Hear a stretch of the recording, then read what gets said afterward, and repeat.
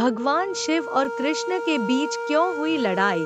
महाभारत और पौराणिक कहानियों के अनुसार श्री कृष्ण और भगवान शिव के बीच ऐसा भयंकर युद्ध हुआ था कि पूरा ब्रह्मांड में हाहाकार मच गया था। इस रक्तरंजित युद्ध में कई देवताओं, शिवगण और नारायणी सेना ने भाग लिया था। पौराणिक कहानी के अनुसार माना जाता है कि महादेव और कृष्ण के बीच हुआ यह युद्ध कई वर्षों तक चलता रहा था। महादेव को अपने भक्त बाणासुर की रक्षा करने के लिए युद्ध करना पड़ा था। भगवान शिव और श्री कृष्ण दोनों भगवानों को एक दूसरे का भक्त कहा जाता है। पौराणिक कहानियों के अनुसार भगवान शिव और श्री कृष्ण एक दूसरे के आराध्य ही नहीं माने जाते, बल्कि यह भी माना जाता है कि ये दोनों ही देवता एक दूसरे के हृदय में वास करते हैं। लेकिन महाभारत और कई पौराणिक कहानियों में भगवान शिव और श्री कृष्ण के युद्ध का भी उल्लेख मिलता है। इस पौराणिक कहानी के अनुसार एक बार भगवान शिव और श्री कृष्ण के बीच युद्ध छिड़ गया था। आइए जानते हैं भगवान शिव और श्री कृष्ण के बीच युद्ध की कहानी।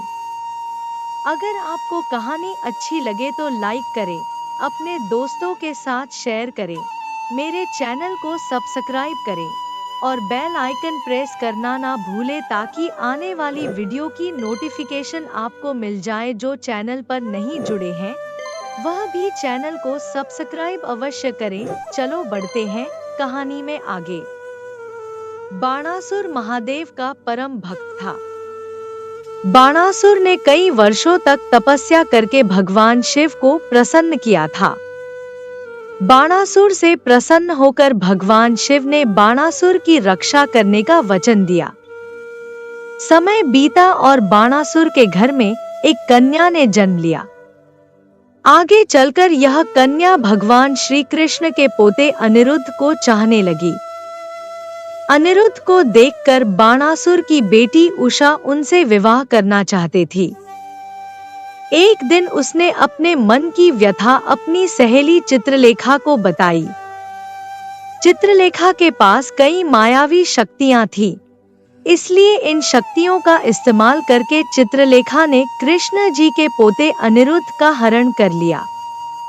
बाणासुर के महल में पहुंचकर अनिरुद्ध को चित्रलेखा से सारी बात पता चली। बाणासुर की बेटी की भावनाओं को जानकर अनिरुद्ध के मन में भी प्रेम के अंकुर फूट पड़े। इसके बाद अनिरुद्ध और उषा ने गंधर्व विवाह कर लिया। जब यह बात बाणासुर को पता चली तो उसने बीच मार्ग से ही अनिरुद्ध का अपहरण करके उन्हें बंदी बना लिया। श्री कृष्ण के पास पहुंची अनिरुद्ध को बंदी बनाए जाने की सूचना। श्री कृष्ण को जब इस बात की सूचना मिली कि बाणासुर ने अनिरुद्ध को बंदी बनाकर अपने महल में रखा हुआ है, तो श्री कृष्ण बलराम, सांब, प्रद्युम्न और अपनी नारायणी सेना के साथ बाणासुर से युद्ध करने के लिए उसके राज्य में पहुंच गए। बाणासुर को जब श्री कृष्ण और उनकी सेना के आने की सूचना मिली तो बाणासुर को पता चल गया कि वह अकेले श्री कृष्ण और उनकी नारायणी सेना का सामना नहीं कर सकता, इसलिए उसने अपनी रक्षा के लिए महादेव को बुलावा भेजा। भगवान शिव बाणासुर की रक्षा करने के लिए लेकर आए अपनी सेना। भगवान शिव ने अपने भक्त बाणासुर की रक्षा करने का वचन दिया था, इसलिए युद्ध का समाचार सुनकर महादेव नंदी, कार्तिकेय और अन्य कैलाशवासी योद्धाओं के साथ बाणासुर के राज्य में आए। जब भगवान शिव ने श्री कृष्ण को अपनी नारायणी सेना के साथ देखा तो उन्होंने अपने भक्त बाणासुर की रक्षा करने के लिए श्री कृष्ण से युद्ध करने का निश्चय किया।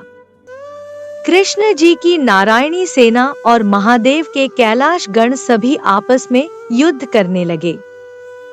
श्री कृष्ण और महादेव के बीच हुआ भयंकर युद्ध। चारों तरफ भीषण रक्तपात हो रहा था।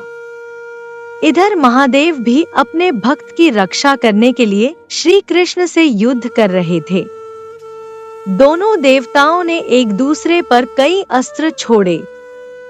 भगवान शिव ने श्री कृष्ण पर पाशुपातास्त्र से आक्रमण किया। इसका उत्तर देते हुए श्री कृष्ण ने महादेव पर नारायणास्त्र से प्रहार किया।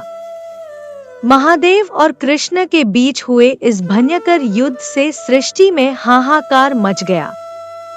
जब श्री कृष्ण ने देखा कि महादेव अपने भक्त की रक्षा के लिए प्रतिबद्ध हैं और उनके रहते बाणासुर को कुछ नहीं हो सकता, तो उन्होंने महादेव का मान रखते हुए उन पर निद्रास्त्र का प्रयोग किया, जिससे महादेव गहरी निद्रा में सो गए। महादेव की निद्रा के बाद बाणासुर पर श्री कृष्ण ने किया प्रहार। भगवान शिव के निद्रा में जाते ही भगवान कृष्ण ने बाणासुर से युद्ध करना शुरू किया। कृष्ण ने बाणासुर को अपनी भूल सुधारने के लिए कहा, लेकिन अहंकारी बाणासुर ने उनकी कोई बात नहीं मानी। तब श्री कृष्ण ने बाणासुर की भुजाएं काट दी। जब बाणासुर की 4 भुजाएं शेष रह गई, तो महादेव निद्रा से जागे और कृष्ण जी से फिर से युद्ध करने लगे। इस भयंकर युद्ध का कोई निष्कर्ष नहीं निकल पा रहा था। इस भयंकर दृश्य को देखकर सभी देवता ब्रह्मा जी के पास पहुंचे। ब्रह्मा जी ने माता दुर्गा का आह्वान करके उन्हें भगवान शिव और कृष्ण के युद्ध पर विराम लगाने की प्रार्थना की। देवी दुर्गा की कृपा से महादेव और श्री कृष्ण का युद्ध समाप्त हुआ। देवी दुर्गा जब रणभूमि पर पहुंची, तो महादेव और श्री कृष्ण सहित सभी योद्धाओं ने देवी दुर्गा को नमन किया। तब देवी दुर्गा ने भगवान शिव और श्री कृष्ण से युद्ध की समाप्ति का निवेदन किया। देवी दुर्गा ने कृष्ण जी से विनम्रपूर्वक कहा, हे माधव, बाणासुर आपके भक्त प्रहलाद का वंशज है और आपने प्रहलाद को वरदान दिया था कि उनके वंश का कोई भी मनुष्य आपके हाथों से नहीं मारा जाएगा। देवी दुर्गा की बात सुनकर श्री कृष्ण ने मुस्कुराकर बाणासुर को देखा।